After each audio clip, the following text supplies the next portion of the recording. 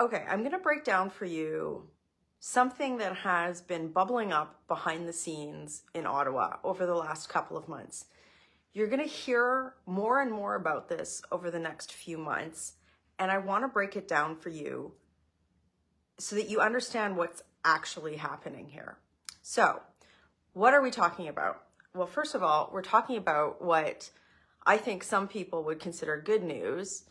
The fact that there's been many op-eds in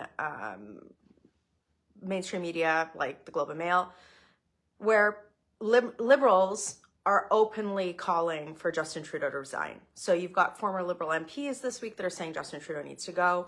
He needs to go. There's too big of a polling gap. There's no possible way the Liberal Party could win.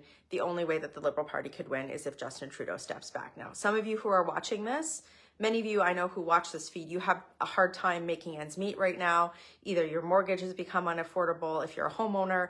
Many of you don't own homes and your rent has become unaffordable. You're having a hard time affording groceries. So the thought of Justin Trudeau and his Liberal government and the inflationary spending coming to an end by Justin Trudeau stepping back, some people might cheer. But this is one of those situations where it's a careful what you wish for sort of thing. I'm going to preface all this by saying that obviously we need a conservative government to right the ship in Canada. Like it's crazy what the Liberal government has done. But I want to talk to you about who could come next if Justin Trudeau resigns, particularly before a federal election, and why it matters to you. The person that everybody is talking about succeeding Justin Trudeau is a man named Mark Carney. And I want to break down for you exactly why I think Mark Carney could actually be so much farther to the left on a grander scale that he could actually make Justin Trudeau look like a conservative. And nobody's going to talk about these things, but I want to break it down for you in as plain language as possible so that when you start seeing these stories about Mark Carney, the savior of Canada, that have been written and spun by senior Liberals, I want to show you what's at stake. So very recently, Mark Carney, and I'm going to get into his bio in a second. He's a former central banker. He was a central banker for the Bank of Canada as well as a bank overseas. He is also a chair of a bunch of different investment firms. I'm going to get to his bio in a minute because it makes a difference. But he gave a big speech very recently to this sort of arch-liberal think tank. It's called Canada 2020. And he gave a campaign-style speech because he's starting to campaign for the leadership of the Liberal Party, thinking that Justin Trudeau is going to resign. And this was a key point that he made. And I want to play it for you. I hope you can listen to this. We can't redistribute what we don't have. I'm going to play that for you again. So this was broadcasted by CPAC. This is not, this was actually put on public TV. I want you to hear it again. This is entirely what he said.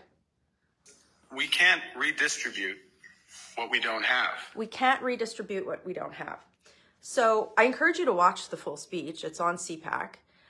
But the core of this speech, Carney was talking about how he was kind of implying that Canadian firms who have been job creators, workers, who have been struggling under liberal, regulatory craziness, inflationary spending, needed to produce more because the Liberals couldn't redistribute what they don't have. Think about that for a second. He didn't say what conservatives have been saying is that the cost of living is out of control in Canada and nobody can afford to live here and we need to stop the waste. No, he said we can't redistribute what we don't have. And I think this was such a great quote for what his leadership would look like. And I've been watching him kind of on the periphery for years. And I want to show you guys some things about what a Mark Carney leadership of the Liberal Party would have. And I also want to say that if Justin Trudeau did step away before the next election, what does that make the next leader of the Liberal Party? It makes them the Prime Minister of Canada. So this guy could, in theory, if Justin Trudeau stepped back, become the leader of the Liberal Party and automatically become Prime Minister without a federal election. So let's start with his bio. So again, he's a former central banker of 2 different countries, okay? He's on the board of Harvard. He's on many different boards. He's on the board of Harvard. Didn't say a word with all the anti-Semitism that was happening there. He's been super silent. But he also serves as the chair of something called Brookfield Asset Management. And if you've never heard of this, of course you would be excused, but they're one of the biggest global investment firms. They make big plays. And so not only is he the chair, but he's also the head of something called transition investing. And if you read through the bio and what this unit does, they do a lot of work in something called ESG, which we all know is environmental policies. A lot of it is to deal with like state regulations that are around green energy. Okay, so big time money there. Okay, the other thing that he is at the same time is this is from the United Nations. He's also the UN Special Envoy on Climate Action and Finance. So here you've got a man who makes his money off of climate ESG policy, at the same time doing what? He's also the head of the UN agency that's doing what? Making climate policy. So making money off of climate policy, making climate policy. Okay? So you can kind of see where I'm going with this, right? Look at what's happened over the last couple of years here. Actually, this is just the last few months. So in his role as the UN climate envoy, he announced something called GFANZ. So it's this financial network that was announced in 2021, ostensibly to like bring banks and different investment firms together in commitments to structure their operations in such a way that they're financing whatever is deemed under these types of governmental policies as clean tech or green energy or whatever ESG sort of policies, right? So he's put this global network together. Now, when he did that in 2021, shortly after, about a year later, we started to see these headlines. Immoral and responsible. Banks threaten to leave Mark Carney's Green Alliance over legal risks. So this like fund or this scheme to kind of get capital for these types of projects, which what? Who would possibly be interested in those types of projects? Maybe Brookfield Asset Management. This started to fall apart, right? There's some scrutiny of this, right?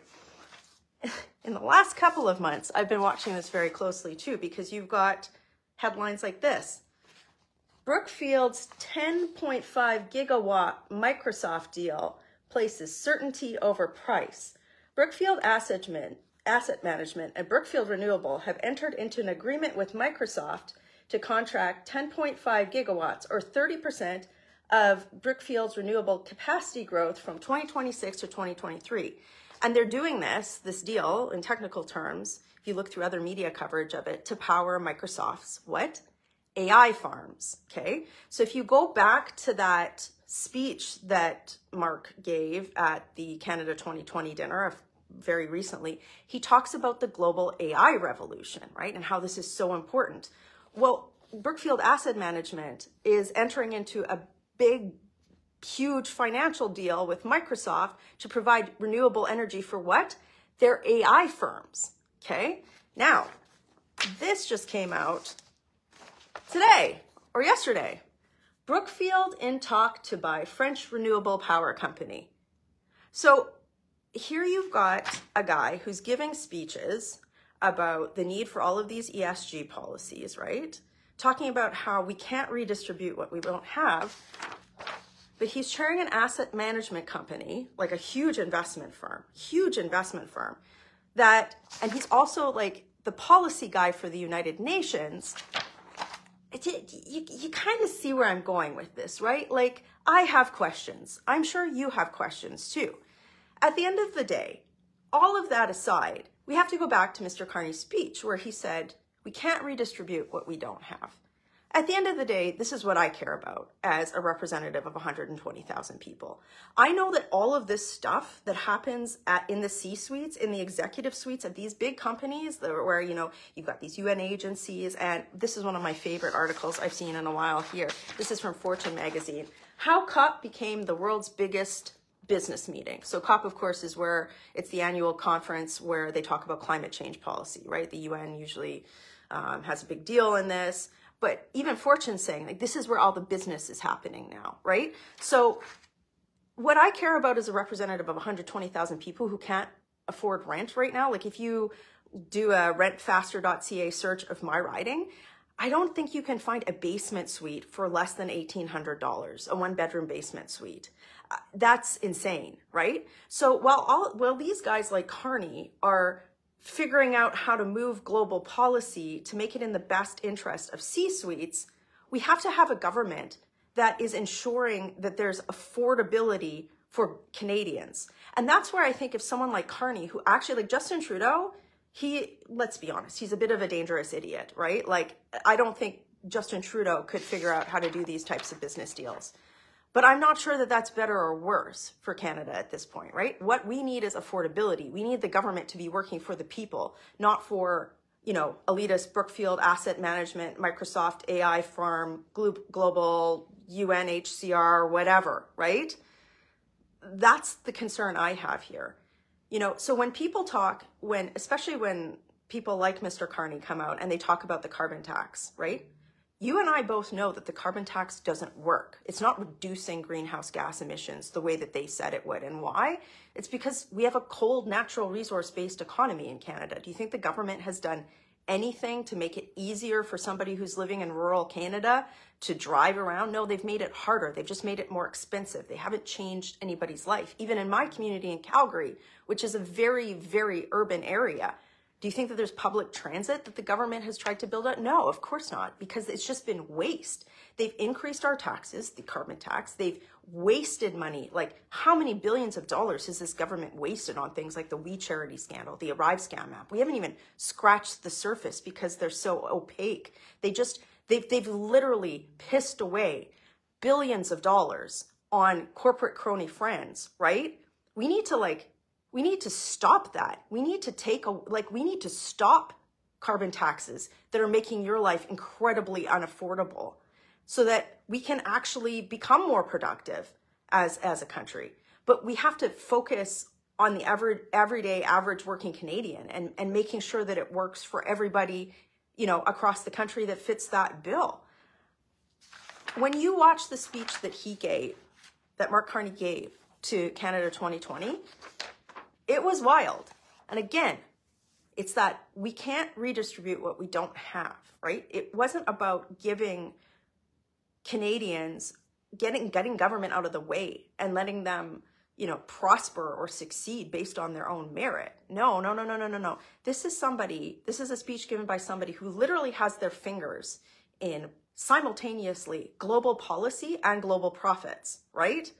And now he all of a sudden wants to be the savior of Canada. Ooh, heaven forbid our country has a savior like that, right? It's a careful what you wish for situation. So for those of you who have stuck around on this, there's a link in the comments. I wrote a piece last week about what Mark Carney would face to become leader of the Liberal Party. So I want you to click on that and click subscribe. You're not going to see this in the mainstream media. And I also hope that you share this video. I swear to you, as this narrative, as he looks at becoming the leader of the Liberal Party, and as more and more people who have corporate interests in him becoming the leader of the Liberal Party start pushing Trudeau to leave, these are the sorts of things that Canada needs to talk about. And I get it. He's got a lot of business experience, right? But business experience doesn't necessarily mean that somebody is interested in public well-being, right? Especially when you've got big plays like this happening on policies that he's making. Share this video, get this word out. It's always something, isn't it? And I just want to say this. You can never underestimate the power of Liberals who use rent-seeking policies. What I mean by that is government to create sort of artificial oligopolies and systems that benefit elite people and make it harder for people like you to pay your bills and to afford groceries, right? So you can never underestimate their ability to protect that. They don't want to lose that power. It's a lot of money. It's a lot of power. It's a lot of ability to sort of, well, we will see what happens. Anyway, little bit of information there for you. All I did was show you a few media articles. I encourage you to do your own research too. Share this video. Working hard for you in Ottawa. Have a great day.